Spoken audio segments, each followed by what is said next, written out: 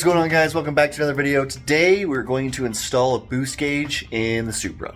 Now, for those of you that don't follow the channel or you're new to the channel, this is my 7M GET MK3 Toyota Supra. Now, some of you guys have had a lot of questions about different things throughout the years and on my channel, and boost gauges was one of the things. So, boost gauge, do I need one? Yeah, it's probably crucial. If you have a turbocharger on your car and you're going to increase the boost, you're going to mess with the boost, whatever it may be, you're going to know how much boost you're pushing. Now, if you're running a standalone ECU like I am in this car, you probably don't need one because the boost parameters are already set to a certain amount, so they shouldn't move at all. But it's still good to just read your boost and to make sure that you're not over boosting or there's some sort of weird issue there.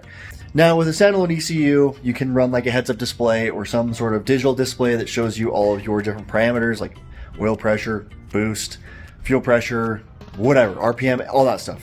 I don't have that in my car yet. I'm looking at getting a BTI gauge that I can put in here, which is just like a little screen that shows you those things, which is it's pretty crucial. So, but in my Supra, I have done a little modification to the center console where you take the cigarette lighter out and you replace it with a 52mm gauge or a 2 1/4 diameter gauge. And it just so happened to be that recently while I've been working on the car, I noticed that the gauge was not reading properly. You would like tap the gauge and the needle would move, which is not ideal because you don't know really where your boost is. If the gauge is not working properly and you can turn the bezel and the needle moves, or you can tap on the gauge and the needle moves, it's time to get rid of it. So I was running an AC Auto Technique gauge. It's an old school gauge. Their gauges they're pretty decent and they've been around for a long time, but it was time to out with the old and in with the new. And I'll show you exactly what I got. And I'm going to show you guys how to install one on your car. Now, again, some of the questions that you guys have had are, is it necessary? Yeah, it is if you're going to be messing with it. Can I install a boost gauge on a car without a turbocharger? Well, you need to read boost, but you can read vacuum. It's not crucial. It's not something that you really need to read. It's just the regular vacuum that the engine's making as the throttle body shuts, the throttle plate closes, and the pistons are moving up and down. It's creating some sort of a suction or a vacuum. You can read vacuum. There's really no point to it unless you really want to impress your friends and put a boost gauge in your car to read vacuum. If your friends don't know what it is, it doesn't matter. Oh, it goes in the negative. It's so much pressure, it goes into the negative. Your friends wouldn't know, but they'd probably think it's cool. So could you do it? Yeah, you could, but you're just going to be, the gauge is going to go in the opposite direction. But you can fake your friends out if you want. All right, now for boost gauge.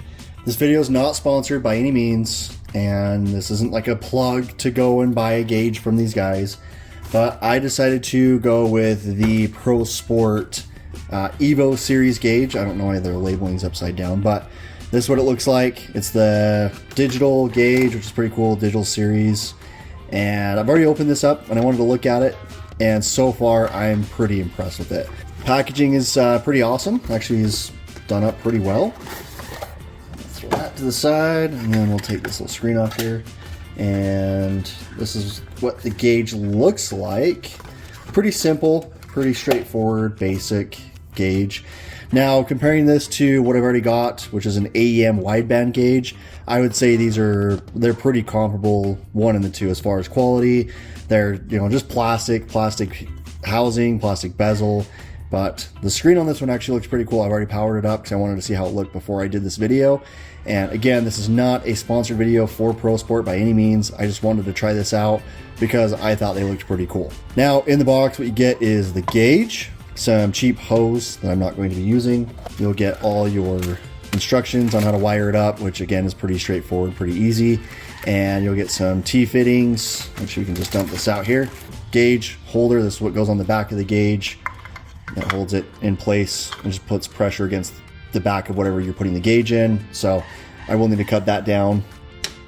You get a T because I'll show you how to plumb in the gauge to like a factory turbo with the wastegate actuator, and you'll need this. You get your wiring. It looks like you get a fair amount of it to extend where it needs to go. And then you get one of these little cool inline filters. I don't know if we're gonna be using it, but at least you get it. This little tool right here, which adjusts the darkness, brightness on the gauge. There's a couple little holes in the back, and this thing will go in there and it'll adjust how dark or how bright the gauge is. So that's kind of cool. And then you get, like I said, the instruction manual here. was just a single piece of paper, really simple, just ripped it, awesome. Really straightforward, easy, basic, it's just one page. And I'll show you how to do that. And then you'll get some extra hardware, and that's to go to the back of the gauge to get it mounted in. So overall, pretty cool. Oh, and then you get a sticker, which is probably the most important part of this whole thing. Oh, and then last but not least, the most important part is this cool little sending unit. So we'll go ahead and open it up real quick here. And this is why I got this gauge. So this will mount somewhere in the engine bay, and then you'll wire this up to this harness here, which plugs into the back of the gauge. And this is your boost port here. Your hose will go to this barb fitting here. And then, like I said, mount that in the engine bay. So this is pretty cool. I like this. I don't like the old school mechanical gauges where there's a barb coming out of the back of the gauge and the hose literally goes to the back of it, and there's just a little actuator in there. As the boost comes on, it just moves the needle. And that's what my old gauge was. And again, I think it just finally bit the dust and it was done and over with. So I wanted to go with this. Less moving parts, which I thought was perfect. And yeah, overall, this gauge was about 90 bucks, what I paid on Amazon, and I had it in one day. So pretty cool stuff. All right, now something that a lot of you guys have been asking me about is how do you get the gauge in here in your center console? Now there is going to be a little bit of cutting required, and if that scares you, then don't do this. But I like how this looks, and this center console is not by any means in great condition. I did 3D print the ashtray delete, but you can see right here it was already starting to delaminate, so it doesn't look great. If I could get another one of these, I would, or I will, not in a huge hurry. So it wasn't hard to cut this. This hole here is a 2-inch hole. This gauge, I believe, is like 2 1/4, and you can see I've already tried to fit it, and it fits absolutely perfect in there, just like so. And then you'll put this thing on the back side, and it'll really clamp that gauge down right there perfectly. And that actually looks pretty sleek right there, so I like that. And now on the back side, I'll flip this guy around, and you'll see back here there's a lot going on. If you're curious about this, you can download this off, I believe, Thingiverse. I resin printed it because PLA will melt with the heat in the car during the summer. But anyways, so in here there's like some ribs and stuff. You will need to cut those little ribs out. It's just what keeps the structural integrity of the center console. But once everything's snapped in, it's fine. So go ahead and cut those little pieces out, and it's easy to cut, just like a harder plastic. And then now this piece will fit perfect over this. So you can see I do need to cut it down a little bit, just cut the legs down on it. And then that will bolt right to the back of the gauge, which will then pull the gauge nice and flush to the front of the center console piece here, and we'll call it good. But yeah, that looks pretty sweet. I like it. So since that part is already done, we don't need to cut that or anything, so I unfortunately can't show you how to do that. I would just use like a utility knife, and you can heat it up, or you can just cut it. And again, just make that hole. I did exactly 2 inches. I actually just measured it, and it's 2 inches from top to bottom, side to side. And the gauge fits nice and snug in there. Don't go too much or your gauge will be too loose, or it won't look nice and clean against that. So make sure you don't remove too much material. And yeah, and then I just cut this down. Like I said, you need to cut 2 small pieces off of here. So now we'll flip this guy back over here. There's our gauge, and then I'm going to take these little terminals here. You just screw those on the back of the gauge there. That gives you your offset to bring the gauge where it needs to sit with this guy, and just put this over the top like so. And then I got this little plate thing bolted on there.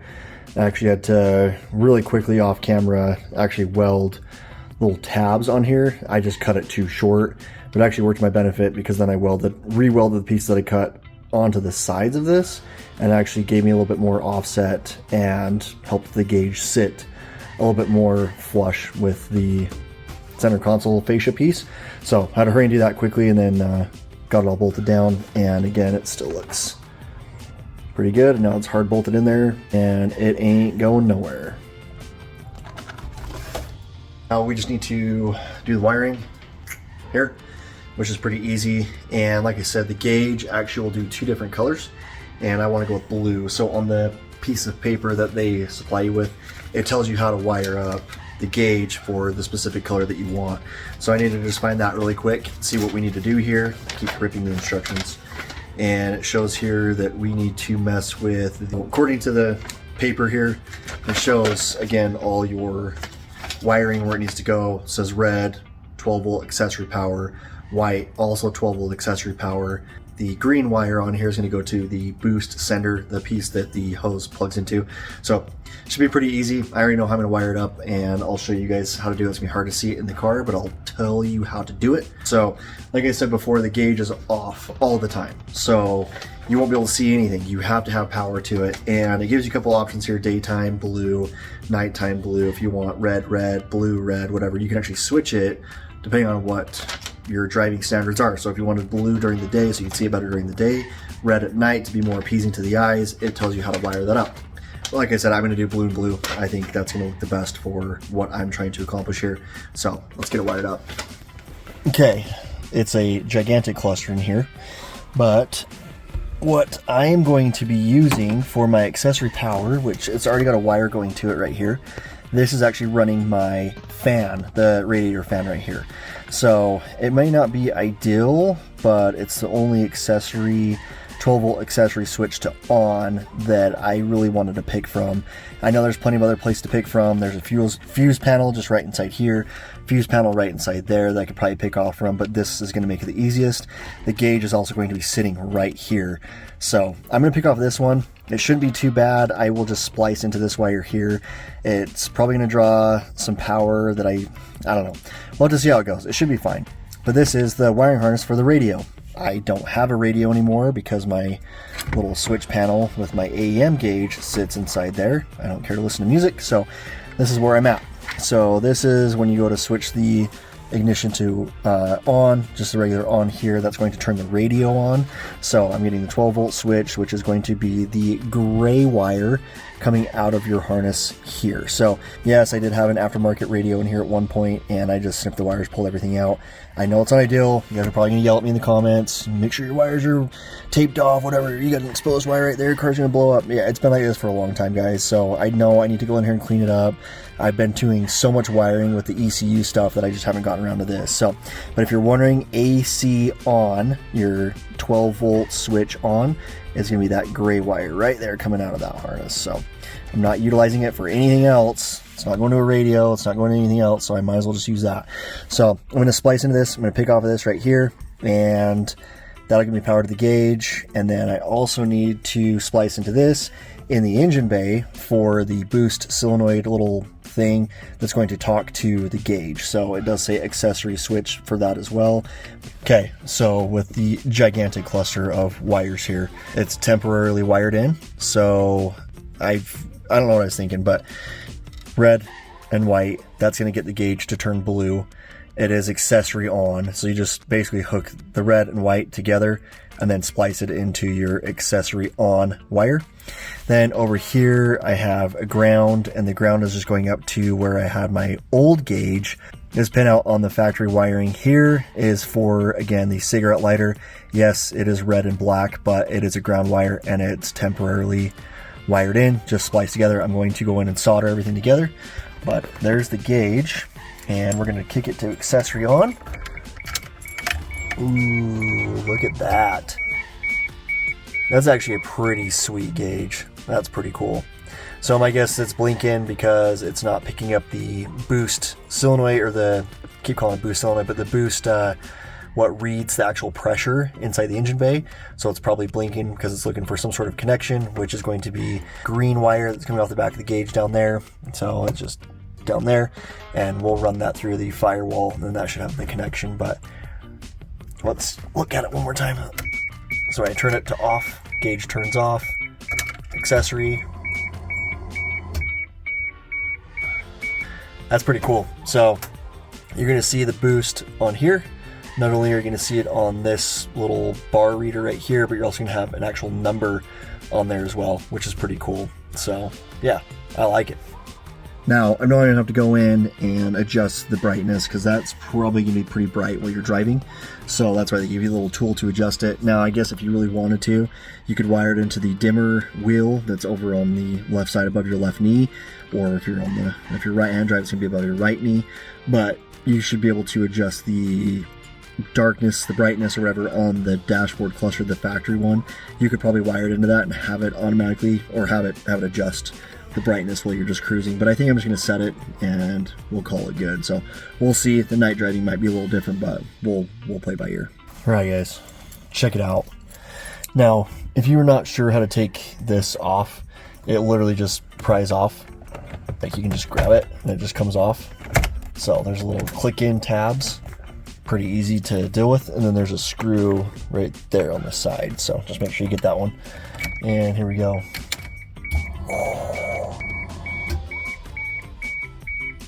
Yeah, that looks pretty good. So with the AEM there, that there, sweet. Okay, let's wire up the rest. Okay, so it's the next day. We got the main gauge portion wired up. You guys saw that already. Turn it on, powered up just fine, and it looks awesome. So I now have since gone in and wired up the little the sensor, I guess, whatever you call it, for where the boost line is going to come in to send to the gauge. So I already did that. Pretty easy. Again, you're going to be using 12 volt accessory switch. You don't want to use 12 volt constant because it's probably going to draw some power and kill your battery. So again, it looks like a giant mess, but this wire right here is my 12 volt to switch. If you were to run it through this loom here, it's actually going to go up to the switch here. And I pulled the gauge power off of that. So those are the two for the gauge. Again, white, red. That's going to be for blue only. And then up here is another one. I didn't want to hook everything together at one spot, so I kind of spread it out a little bit. This wire up here is for the actual sensor. The sensor's in the glove box, and it was pretty easy to hook up the vacuum line. In the glove box, I already have my ECU master in there, and it's got a hose coming from the intake manifold, which I'll show you here in a second, and I just teed off of that, so it shouldn't change anything with reading the output for that for the map sensor, so I'm not too worried about that. It should be the most accurate. It's going like literally right into the ECU master, so it should be good there. Okay, so that's good for your 12 volt.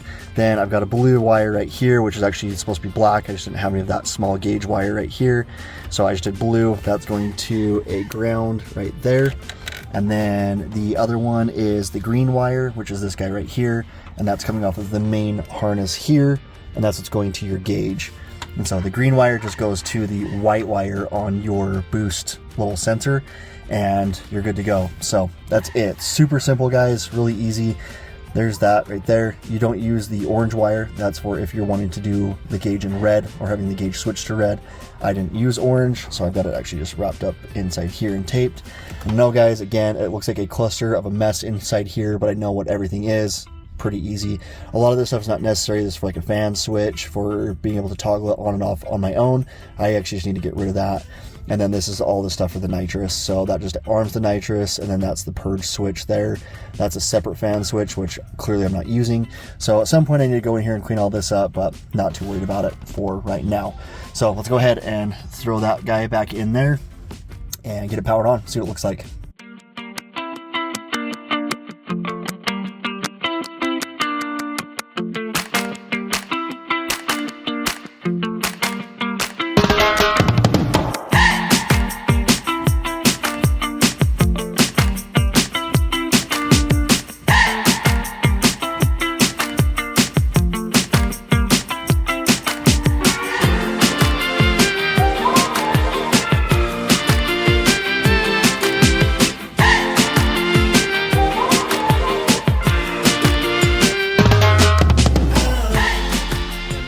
We finish putting the gauge back together, you can pick that line off of anywhere, the one that's going to be actually reading your boost.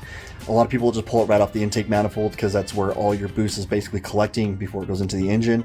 A lot of people will actually put a little T in between the boost controller and your wastegate, and you'll get an accurate reading there as well. I think since I'm pulling off the boost right from the intake manifold to the map sensor, I just clipped that line in the glove box and just put that T in there, and then I had a spare piece of hose that I just ran as like a little short piece right to that the boost sensor part of it. So really simple. I'll show you right here like what you can do, but yeah, pretty easy stuff. So on my intake manifold, since I do have the forward facing custom intake manifold, just a couple spots here. So this one right here is for the blow off valve. This one right here is the map sensor one. So that's the one that I actually teed into, and it's just inside the glove box. And then this one right here is going up to the fuel pressure regulator, and then that is for the brake booster, obviously. So really easy stuff. And if you are running the factory intake manifold, same thing. There's a little barb fitting on the back of the one that goes up over the top of the engine, and there's a little fitting back there, like a little barb fitting you can pull off of that one and use that one as well. So I used that one when I was running the stock intake manifold, and it worked just fine. Okay, moment of truth. Let's fire this up and see how the gauge looks. Okay, let's take it for a quick rip and just see that it's reading properly. I might need to adjust the brightness a little bit with it being outside, but I can still see it just fine, so that's good. And the way I wired it in, I didn't realize this, but you can actually dim it, which is pretty cool. If I dim it too much, then it shuts the gauge off. So let's see how it does here.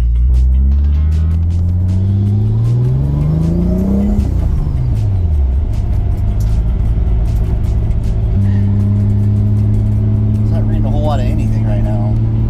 It should be reading negative vacuum, so I don't know. I think I've got to probably set the gauge. There was 2 little adjustments on there, so I wonder if that's what's going on, if I have to get back in there with that little screwdriver thing and adjust it.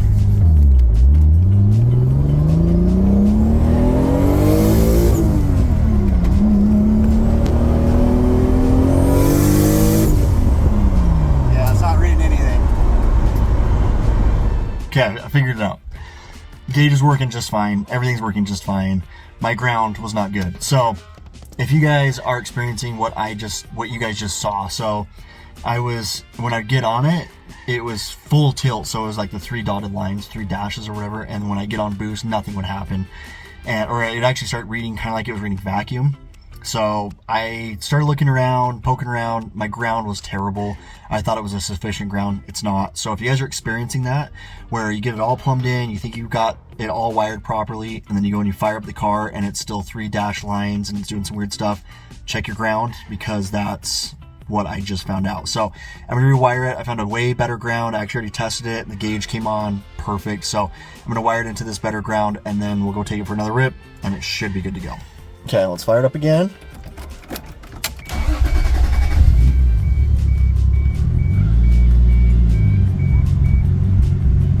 Okay, still reading good.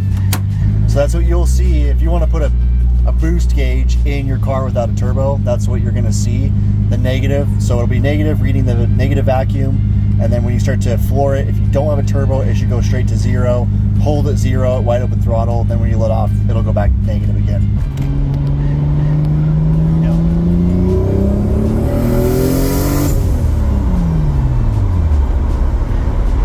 So about 10 pounds of boost. You guys were wondering how much I was running. 10. We were seeing 12 on there, but it's holding at 10.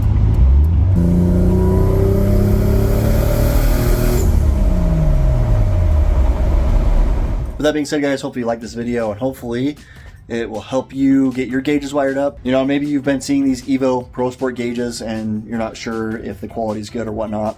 Hopefully my video helps. I think it's an awesome gauge. I need to get more of them. We'll see. Maybe I get like a battery one or something. I don't know. The old gauges in there, I need to replace them, or maybe I'll just eventually go to like a BTI gauge where it's a full digital display and I can read everything that way. So BTI, if you're watching, coming your way. So I hopefully can get one of those, and I'll do a review and install for you guys on those. But we'll see if that's something for the near future. I don't know. But that being said, guys, hopefully you liked the video. Like, comment, subscribe. You guys know how YouTube works. I say this in like every video. Thank you guys so much for liking, commenting, subscribing. My videos are obviously reaching out to a larger crowd now, and I've been getting a lot of positive feedback. I know you guys are working on your Supras, and you're always wanting to know how to do things. So I will keep these videos going. We do have the other projects coming up, you know, the Audi, and there's another project as well. But my goal is to maybe get another one of these cars, get another Mark III Supra, and do a JZ swap. So we'll see what the future holds. But anyways, guys, we'll see you on the next one.